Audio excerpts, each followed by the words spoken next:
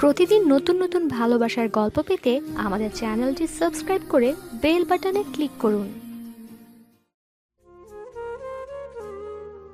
চলো না, আমরা বিয়ে করে ফেলি। কি আবাল তাবাল বলো? যা সত্যি তাই বলছি। চলো পালিয়ে যাই। আরে আমি বেকার, আর পালিয়ে গেলে তোমাকে খাওয়াবো কি? তুমি যা খাবে তার অর্ধেক আমাকে দিবে, বাকিটা তুমি খাবে। সরি, আমি পারবো না। কেন পারবে না? এই মাসে আমাকে আংটি পরাতে আসবে, কয়েকদিন পর বিয়ে। তো বিয়ে করে ফেলো। তুমি সুখে থাকলে আমিও সুখী। আমার এই অনিশ্চিত ভবিষ্যতের সাথে তোমাকে জড়াতে পারবো না। আমি কিছু জানি না, আমাকে বিয়ে করবা এটাই জানি। সরি, আমি পারবো না। যদি না পারো তাহলে আমাকে আর পড়াতে আইসো না। কেন? আমি তোমার কাছে আর পড়বো না, তুমিও আর আইসো না। আচ্ছা। তারপর আর কতক্ষণ পড়ালাম। পড়ানো শেষ করে বাসা থেকে বের হয়ে আসলাম। শেষবারের মতো বাসাটাকে দেখে নিলাম। আর হয়তো আশা হবে না। ছেড়ে দিতে হবে এই ব্যস্ত শহরটাকে। আমাদের মতো গরিবদের এই শহরে থাকাটা মানায় না। আর এই মধ্য মাসে টিউশনি পাওয়াটা সম্ভব না। এতক্ষণ আমার আর মিমের মধ্যে কথা হচ্ছিল। মিম আমার গার্লফ্রেন্ড, বড়লোক বাবার আদরের দুলালি। ওর বাবা ওর বিয়ে ঠিক করেছে। এখন মিম আমার সাথে পালাতে চায়। মেয়েটা হয়তো অনেক ভালোবাসে। আর আমারই বা কি করার আছে? যেখানে একবেলা নিজেই খেতে পারি না, ওকে খাওয়াবো কি? বলতে গেলে ওর টাকায় এতদিন চলে আসছি। হারিয়ে ফেললাম নিজের ভালোবাসার মানুষটিকে। মেসে এসে শুয়ে আছি। আজকে অনেক কষ্ট হচ্ছে। চিরচেনা শহরটাকেও ছেড়ে দিতে হবে 2 দিনের মধ্যে। মিমকে অনেক ভালোবাসি। আর হয়তো আমার জীবনে কেউ আসবে না। যদি আসেও আমি মেনে নিব না। ভাবতেছি মিমের সাথে কাটানো মুহূর্তগুলো। ভেবে নিয়েছিলাম আমি হয়তো তাকে পাবো শত কষ্টের বিনিময়ে। তা আর হবে না। হারিয়ে গেল আবারও আরেকটি প্রিয় মানুষ। মিমের সাথে পরিচয়, প্রেম কিভাবে হলো এসব জানতে হলে আসুন ফ্ল্যাশব্যাকে যাই। একদিন কলেজের মাঠে বসে আছি। তখন একটি মেয়ের ব্যাগ থেকে কিছু টাকা মাটিতে পড়ে গেল। আর মেয়েটা ছিল আমাদের কলেজের ওই। আমি তখন ডাক দিলাম, এই যে আপু, আপনার টাকা পড়ছে। মেয়েটা পেছন ফিরে তাকালো আর টাকাগুলো তুলে নিল। আমি চলে যাচ্ছি। তখন আমাকে বলল, নাম কি? মানে আসলে কখনো কোনো মেয়ের সাথে কথা বলিনি, লজ্জা লাগছিল। কি মানে মানে করছো? নাম কি? আপনি করে বলার কথা, উল্টা তুমি করে বলতেছে। জি আপু, তানভীর। তোমার নাম জি আপু তানভীর? না, আসলে আপনাকে আপু ডাকছি, আর আমার নাম তানভীর। ও, আমি তোমার ছোট তাই না? আপু। তাহলে আপু আপু করছো কেন? আমি কিভাবে আপু হই? মানে অপরিচিত মেয়েদের আপু বলেই ডাকতে হয়। আর আপু ডাকবা না, নাম ধরে ডাকবা। আমার নাম মিম। আচ্ছা আপু। আবার আপু? সরি, আমি এখন যাই। চলে আসছি ওই মেয়ের কাছ থেকে। আহ, এতক্ষণে প্রাণটা ফিরে আসছে। মানে কি লজ্জার ব্যাপার। দেখি কতগুলো ছেলে আমার দিকে তাকিয়ে আছে। আসলে মিম অনেক সুন্দর। অনেক ছেলেই লাইন মারতে চায়, কিন্তু মিম কাউকে পাত্তা দেয় না। এমনকি কোনো ছেলের সাথে কথাও বলেনি। আজকে আমার সাথে বলল। আর আমি ক্যাম্পাসের খ্যাতনামে পরিচিত গরিব বাবার সন্তান আমি। হাজার হলেও স্টাইল করা এসব আমাকে মানায় না। একমাত্র আমি জানি বাবাই কত কষ্ট করে আমার পড়ালেখার খরচ চালাচ্ছে। বাবাকে বলেছিলাম, আব্বা আমি টিউশনি করি, এতে তোমার কষ্টও কমবে। আব্বু বলেছিল, বাপুত তুমি টিউশনি কইরো না, মন দিয়া পড়াশোনা করো, আর টাকা লাগলে আমাকে বলবা, আমি দিব। তোমাকে অনেক বড় হতে হবে। আমি বললাম, দোয়া কইরো আব্বা। তখন আব্বু বলল, হ তুমি ঠিক মতো খাওয়া দাওয়া কইরো। আমি বললাম, আপনিও নিজের যত্ন নেবেন। পরের দিন কলেজের মাঠে একা বসে আছি। হঠাৎ করে মিম আমার পাশে বসলো। আমি একটু দূরে গিয়ে বসলাম, হয়তো ভুল করে বসে পড়েছে। মিম আবার আমার পাশে এসে বসলো আর বলতে লাগলো, কি ব্যাপার, ওখান থেকে চলে আসলা যে? এমনি। এমনি মানে কি? আর মাঠে এভাবে একা বসে আছো কেন? তোমার কোনো বন্ধু নেই? প্রথমত আমি খ্যাত, দ্বিতীয়ত আমার বাবার এত টাকা নাই, সো বন্ধুও নাই। তোমার বাবা কি করে? সামান্য কৃষক। ও, চলবে। কি চলবে? কিছু না। আচ্ছা তানবীর, শুনো। জি। আসলে আমি তোমাকে ভালোবাসি। তুমি গরিব, এটা আমি জানি, তবুও তোমাকে অনেক ভালোবাসি। যেদিন কলেজে প্রথম আসি ওই দিন থেকে তোমাকে অনুসরণ করি। প্র্যাঙ্ক করতে আসছেন? তোমার কাছে প্র্যাঙ্ক মনে হয়? হুম। কেন? ভালোবাসেন, তাও আবার গরিবদের, পুরাই হাস্যকর। এটাকে ভালোবাসা বলে না, এটাকে বলে করুণা। দেখো, আমি তোমাকে সত্যি অনেক ভালোবাসি। ভালো বলেই চলে আসছি। এভাবে কয়েকটি দিন গেল। ওর জ্বালানো আরো বেশি বেড়ে গেল। ওর এইসব দেখে কয়েকটা ছেলে থ্রেটও দিছে, বলেছে আমি যেন ওর সাথে না মিশি, মিশলে আমাকে মারবে। আর মিমের জ্বালানো বেড়ে গেল। আমিও ওর মায়াতে পড়তে লাগলাম। বলতে গেলেই ভালোবেসে ফেলেছি, কিন্তু ওকে বলি না। একদিন ফুটপাতে বসে সিঙ্গারা খাচ্ছি, তখন মিমে এসে আমার পাশে বসলো। আমার অনেকটা ঝাল লেগেছে, তাই পানি খাচ্ছি। আর এদিকে মিম আমার রাখা অর্ধেক সিঙ্গারা খেয়ে ফেলল। এটা কি হলো? কই, কি হলো? তুমি আমার সিঙ্গারা খাইলা কেন?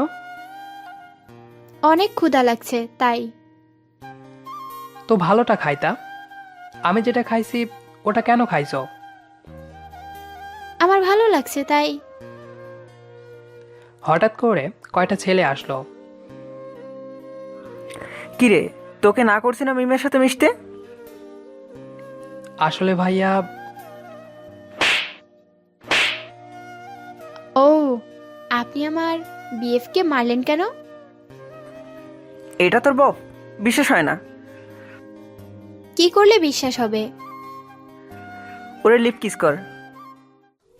আমিও লিপ কিস করে দিলাম। আসলে চর খেয়ে অনেক রাগ উঠছে। কিস করার পর মিম তো অবাক। আমি ঠোঁট ছাড়াতে চাইছি, ও ছাড়ছে না। অনেক কষ্টে ছাড়ালাম। ওই ছেলেরা চলে গেল। আর আমাদের ভালোবাসার শুভ সূচনা এখান থেকেই। এভাবে দিনগুলো কাটতে লাগলো। ভালো স্টুডেন্ট ছিলাম বলে মেয়েরা বিভিন্ন সাহায্যের জন্য আসতো, আর এটা দেখে মিম অনেক রেগে যেত। অন্য কারো পাশে সহ্য করতে পারতো না। হঠাৎ একটা খবরে পাল্টে যাবে আমার জীবন। একদিন বাবার নাম্বার থেকে কল আসলো, আর কলটা দিছেন আমার কাকা। আমি কল রিসিভ করে হ্যালো বললাম। তখন কাকা বললেন, তানভীর তুই তাড়াতাড়ি বাড়িতে আয়। আমি বললাম, কেন, কি হয়েছে? আর আব্বা কই? কাকা বলল, তোর আব্বা আর নেই। আমি অবাক হয়ে বললাম, কি বলো, নেই মানে কি? এরপর কাকা যা বলল তা শুনে আমার মাথায় যেন আকাশ ভেঙে পড়ল। তিনি বললেন, তোর আব্বা ধানের খেতে কাজ করতে গেছিল, পরে খাম্বা থেকে কারেন্টের লাইন পানিতে পড়ে, আর তোর আব্বা পানিতে ছিল, ফলে কারেন্টের শর্ট খেয়ে মারা যায়। আর বাবা, প্লিজ তাড়াতাড়ি বাড়ি আয়। হাত থেকে ফোনটা পড়ে গেল। কেউ যেন সময়টাকে আটকে ফেলেছে। সবকিছু কেমন দুঃস্বপ্নের মতো মনে হলো। মুহূর্তের মধ্যে আমার ঘোর কেটে গেল। আমি কোনো মতে গ্রামে এলাম। চোখ দিয়ে অটোমেটিক জল পড়তে লাগলো। কোনো মতে বাসায় গেলাম। এরকম একটা দৃশ্য দেখতে হবে কল্পনা করতে পারিনি। অনেক কান্না করছি। সবাই আমাকে সান্ত্বনা দিতে লাগলো। বাবার দাফন কাফন শেষ হলো। আমি কবরের পাশে বসে আছি আর বলতেছি, হে আল্লাহ, তুমি আমাকে কেমন পরীক্ষায় ফেললে। ছোটবেলায় মাকে কেড়ে নিলাম। যিনি আমাকে মায়ের কষ্ট বুঝতে দেননি, আজকে সেই বাবাটাকেও কেড়ে নিলাম। আমি এখন কি নিয়ে বাঁচব? কাকা এসে আমাকে দেখলো আমি কবরস্থানে বসে আছি আর কান্না করতেছি। কাকা কাঁধে হাত দিতেই আমি পেছনে ঘুরলাম। কাকা বলতে লাগলো, মৃত মানুষদের জন্য কান্না করলে তাদের কবরের আযাব বাড়ে। আর তোর বাবার জন্য দোয়া কর, যেন আল্লাহ তাকে জান্নাত দান করে। নিশ্চুপ কান্না করছি। কাকা বললেন, বাবা, মানুষ মরণশীল, সবাইকে একদিন মরতে হবে। আর তুই তো এসে কিছু খাসনি, চল খাবি। আমি বললাম, খেতে ইচ্ছে করছে না। তিনি বললেন, আরে না খেলে দুর্বল হয়ে যাবি, আয়। এক প্রকার জোর করেই নিয়ে গেল। খাবার টেবিলে বসতেই বাবার কথা মনে পড়ে গেল। আমি এখনো কান্না করছি, খেতে পারছি না, তাই উঠে চলে এলাম। আর 2 দিন থেকে আবার সেই শহরে চলে আসলাম। আর এদিকে 2 দিন আমাকে দেখতে না পেয়ে মিম প্রায় পাগল হয়ে গেছে। আমার মোবাইলে হাজার হাজার মেসেজ এবং কল দিছে। ফোন বন্ধ ছিল, তাই আমার কিছুই করার ছিল না। মিম আমার রুমমেটদের কাছে আমার খবর জানতে চাইলে তারা কেউ বলতে পারল না। সবাই একই উত্তর দিছে, তানভীর কই গেছে সঠিক জানি না। আমি রুমে ঢুকতেই সবাই বলতে লাগলো, কিরে, হঠাৎ করে কোথায় উধাও হয়ে গেছিলি? আমি নিশ্চুপ। তারা বলল, কিরে, কথা বলিস না কেন, কি হয়েছে তোর? আমি সব খুলে বললাম। তারা সবাই আমাকে সান্ত্বনা দিতে লাগলো আর বলল, তোর বাবার অনেক স্বপ্ন ছিল, সেটা পূরণ করার চেষ্টা কর। পরের দিন কলেজে গেলাম। মিম আমাকে দেখেই আমার কাছে চলে আসলো। আমাকে বলতে লাগলো, কই ছিলা তুমি?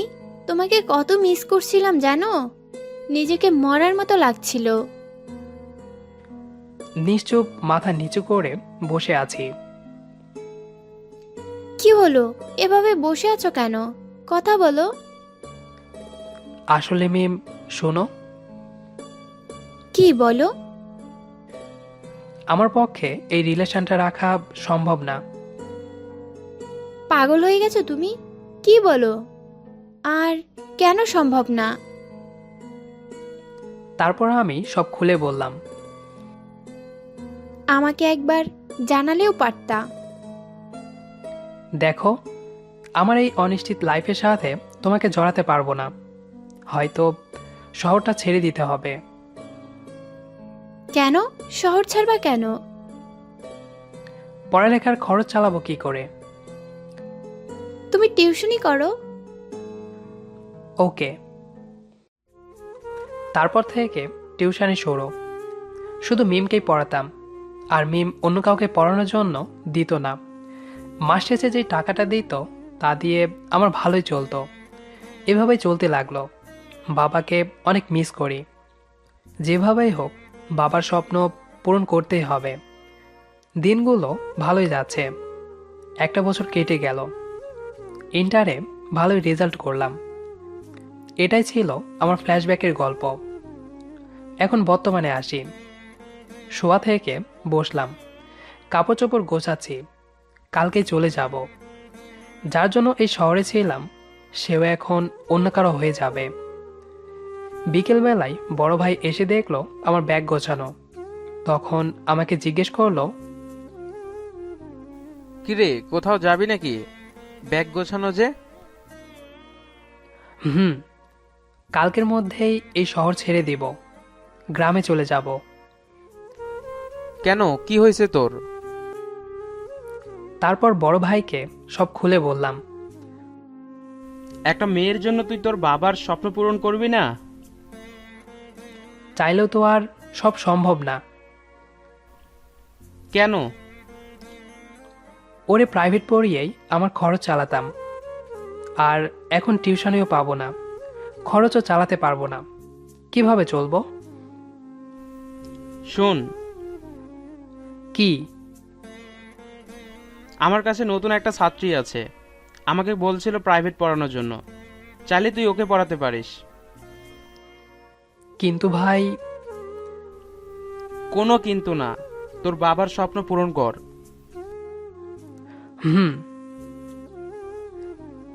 বড় ভাইটা সেদিন অনেক বড় উপকার করেছিল। আসলেই তো, একটা মেয়ের জন্য আমি বাবার স্বপ্ন পূরণ করব না? আমি আবার নতুন করে সব শুরু করব। পরের দিন থেকে মেয়েটাকে পড়ানো শুরু করলাম। আগে পড়াতাম প্রিয় মানুষটাকে, এখন পড়ানো লাগবে অন্য কাউকে। 15টা দিন কেটে গেল। এর মাঝে মিমকে অনেক মিস করতাম। হয়তো এতদিনে মিম অন্য কারো হয়ে গেছে। পরের দিন টিউশনিতে যাব, এমন সময় মিম আমাকে কল দিল।